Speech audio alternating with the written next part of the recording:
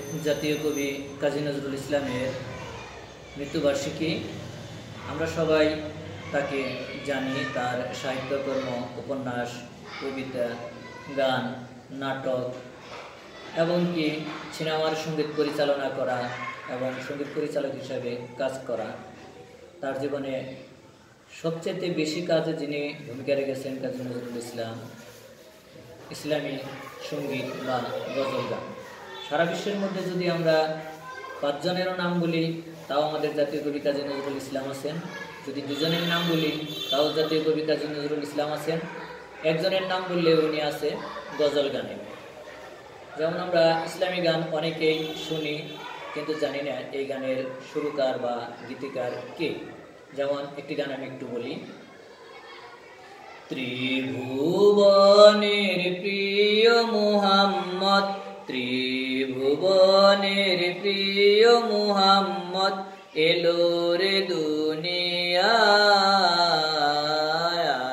রে সাগর আকাশে বাতাসে দেখবি যদি আয় রে সাগর আকাশে বাতাসে দেখবি যদি আয়। এটা গেল একটা ইসলামী গান। আবার আমাদের যে শ্রেষ্ঠ ইসলামী সঙ্গীত বলি সেটা আমরা ওইভাবে নেব না, নিচ্ছি যে আমাদের বড় উৎসব যেটা রমজানের শেষে আমরা একটা ঈদ পাই। এই ঈদের যে গান, এই গানের মাধ্যমে আমাদের জাতীয় কবি কাজী নজরুল ইসলাম ইসলামী সঙ্গীতে হাত দেন। ও মন রমজানের রোজার শেষে এলো খুশির ঈদ, রমজানের রোজার শেষে এলো খুশির ঈদ।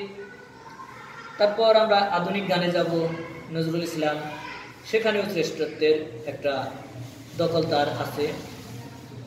যেমন আধুনিক গান যদি আমি একটু গাই, সেটা আলেগা করগো খুপার বাঁধন, দিলে বহি মেরা হাসে গাই, আলেগা করগো। আধুনিক গান আরো আমি আরেকটু কলি গাই। আমার দেয়া ব্যথা ভুলো, আমার দেয়া ব্যথা ভুলো, আজ যে যাবার সময় হলো, আমার দেয়া ব্যথা ভুলো। আবার যদি আমরা তার গানে আসি, যে শুধু নজরুল সঙ্গীত বলি বা নজরুল গীতি বলি, এই গানগুলা একটা কারণেই তার নামকরণ।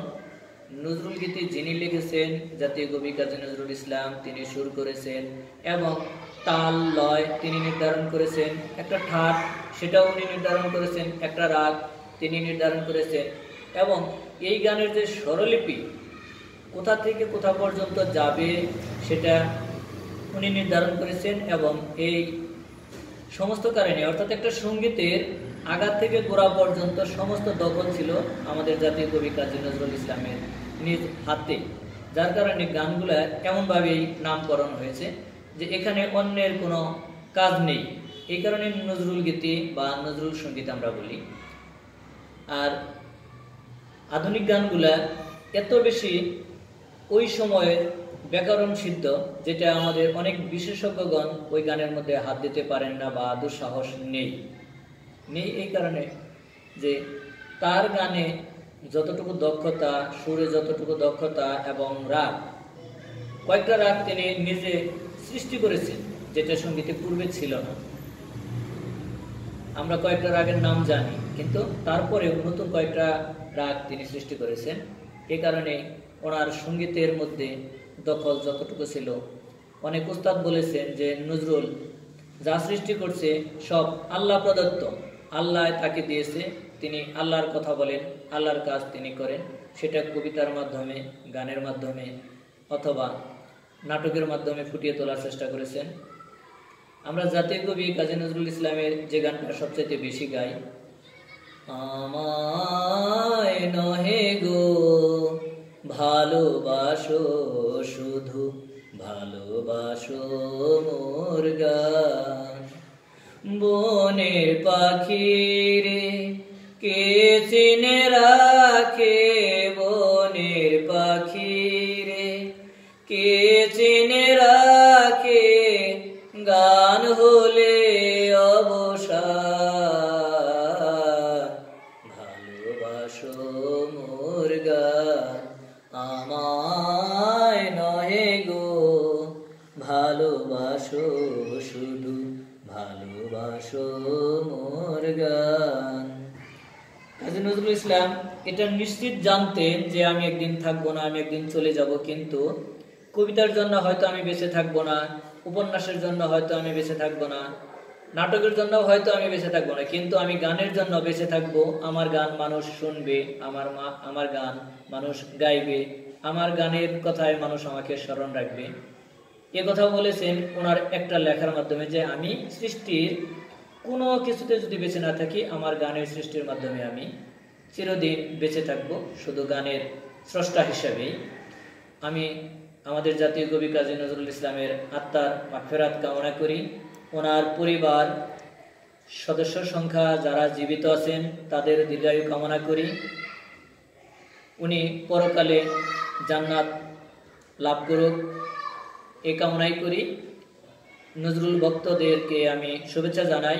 আপনারা নজরুলের গান, কবি নজরুলের গান অর্থাৎ আমাদের জাতীয় কবি কাজী নজরুল ইসলামের গান বেশি বেশি শিখবেন, বেশি বেশি শুনবেন এবং ওনাকে অন্তরে ধারণ করুন। শুদ্ধ সঙ্গীত এবং শুদ্ধ গান, যেটা আমরা শুদ্ধ গান সবসময় শোনার চেষ্টা করব এবং শুদ্ধ গান আমরা শেখার চেষ্টা করব। সকলকে ধন্যবাদ। আল্লাহ হাফেজ। আসসালামু আলাইকুম। সবাই ভালো থাকবেন।